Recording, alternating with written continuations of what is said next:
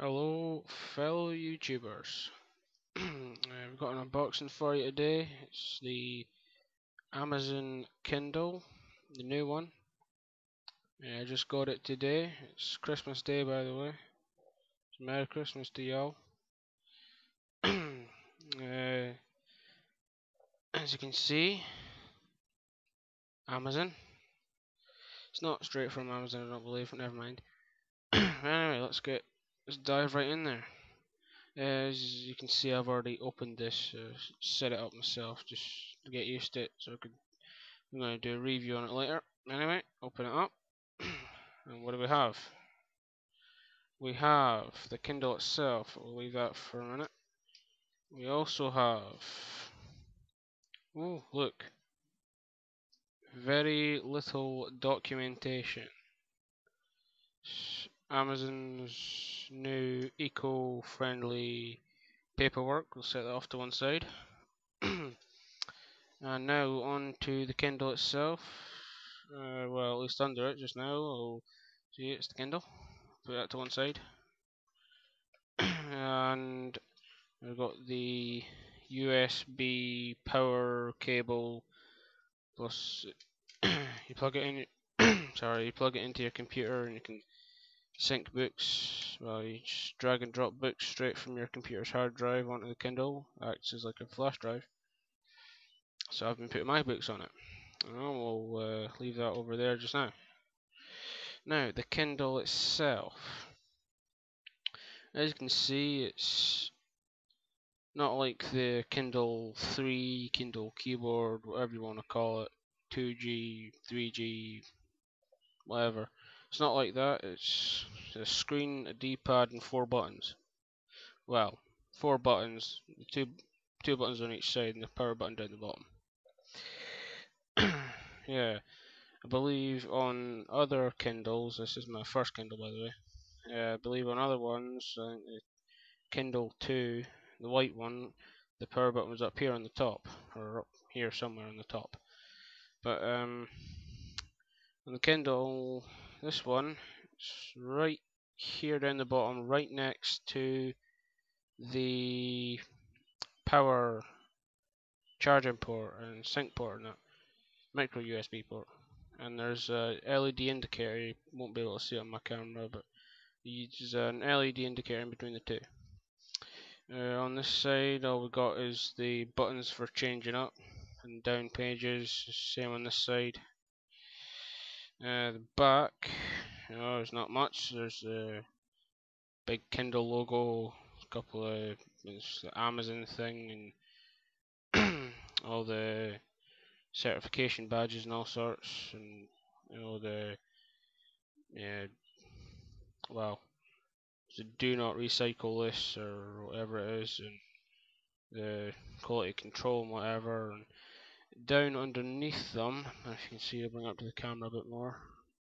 Right here is the power connectors for cases and accessories such as lights and all sorts. But there are other Kindles that were on the side. Now this one's on the back. Anyway, let's boot it up. As you already know, I've already set it up, but yeah, it's gonna be a second to put my password. You see the keyboard on this one. It's not your usual QWERTY keyboard. It's sort of a tabbed A B C D A to Z 1 to 9 keyboard. So instead of QWERTY, the tabs. It's got like the pardon me, the symbols, lowercase letters, uppercase, umlauts and all sorts, and there's lowercase and then there's the same in uppercase. And I'll just put my password in, give me a second.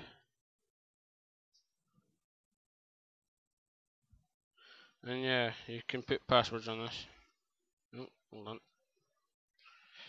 Right, see, there's it booted up on my home screen. A couple of books from an author even that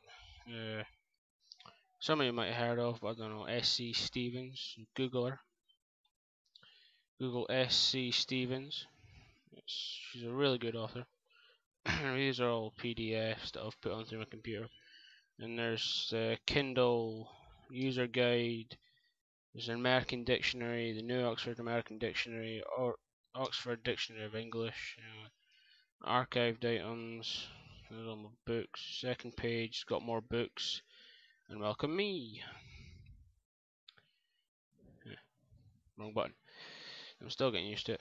So press. There's the D-pad. You can use that to do all the navigation, and the middle button on the D-pad to select stuff and whatever. You got the home button. Obviously, I'm on my home page, so I'll show you how that works later. The keyboard button. Yes, there is no keyboard on this. It's on screen. Press that. Out comes the keyboard again. I showed you a minute ago. I'll put that away just now. There's the back button. I'll show you how that works in a minute. Obviously, it's just a button, but never mind. There's the menu. Currently I have my Wi-Fi turned off because it saves battery. Apparently it has a 1-month battery life with Wi-Fi off, but it'll probably last longer with me because I don't really do that much reading. I know what you're thinking. Why have you got a Kindle when you don't do that much reading?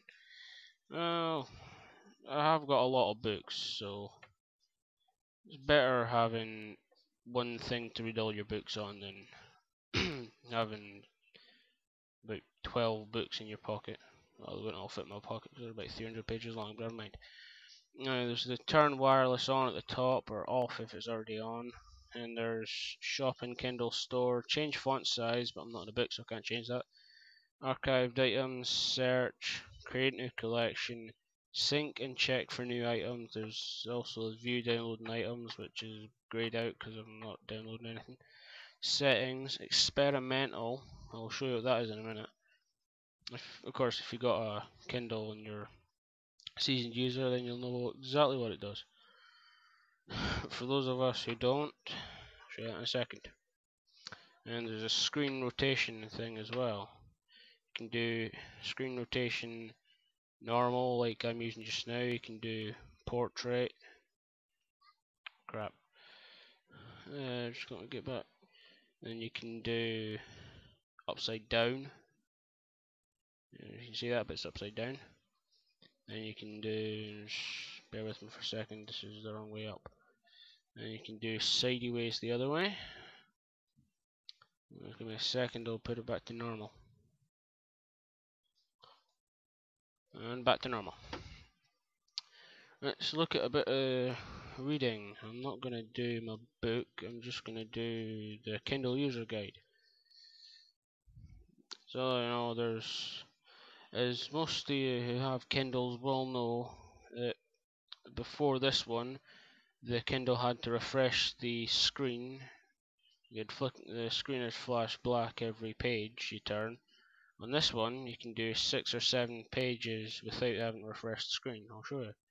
Do 1, 2, 3, 4, 5, and it refreshes on 6. So that's 6 pages without the flicker. So it's helpful for most people that get distracted easily when they're reading books. And there's the home button. It goes to the home, obviously, home page. There we go, home page, and then back to the user's guide.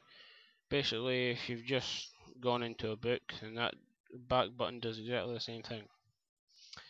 And the experimental option I said about earlier, that is actually a built-in web browser. Hold on, I'll have to turn on my Wi-Fi for this. Let's let it connect.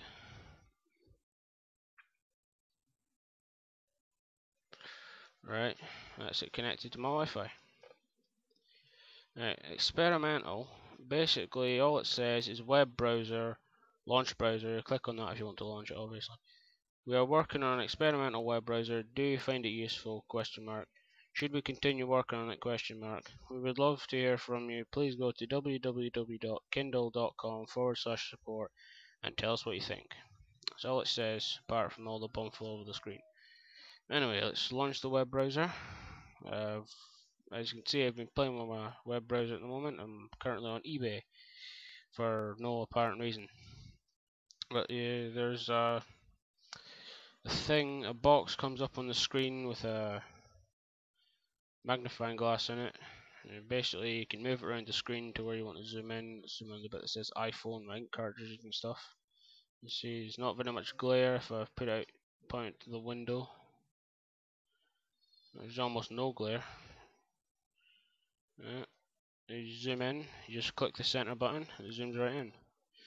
And it's sort of like if you're used to using a D-pad on a phone for browsing the web, then you should be alright with this. It's just the same thing as browsing the web on your phone with a D-pad. Pardon me. And let's say you get in America, you get the touchscreen ones. I have in the UK, obviously, but you don't actually get the Kindle Fire or the Kindle Touch in the UK at the moment. But if you've got a touchscreen one, then you should be alright with web browsing. You just use the screen to browse the web. But I'm content with my Kindle and non-touch. An iPhone anyway, that's what that's for. But anyway, just iPhones, click on that just for no apparent reason, just to show you how quick it loads pages. And just so you know, this is Wi-Fi BGN. It's 802.11n, BGN even. It's full draft N Wi-Fi, so it's pretty quick. I mean, as all the techies will know, the web browsing experience is always limited by the hardware it runs on. So if it runs slow, it'll just be a limitation on the hardware. But either that or the web page is huge. But it loads pretty quick, and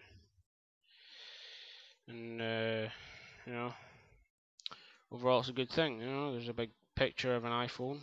It's a 3GS. Lucky. Unlucky for me though. Anyway, overall the Kindle is very lightweight, and by lightweight I mean extremely lightweight. I mean, my iPhone weighs probably about twice as much as this, and that's probably, in fact, my iPhone's in my pocket. Hold on, I'll do a size comparison. Move the box out of the way. Compare the size of my iPhone with my Kindle. There's the Kindle. There's my iPhone. It's probably about a third of the size, maybe a bit smaller, bigger even.